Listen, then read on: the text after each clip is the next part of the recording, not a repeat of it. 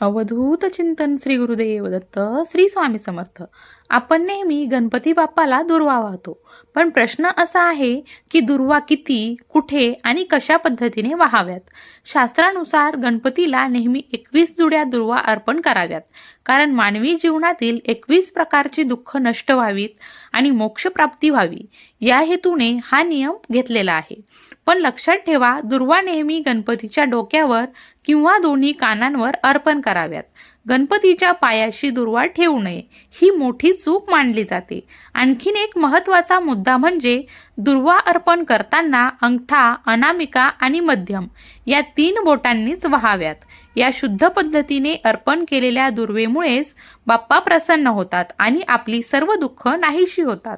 तर मित्रांनो, या गणेश उत्सवात गणपतीला योग्य पद्धतीने दुर्वा वाहून त्यांचा आशीर्वाद नक्की घ्या.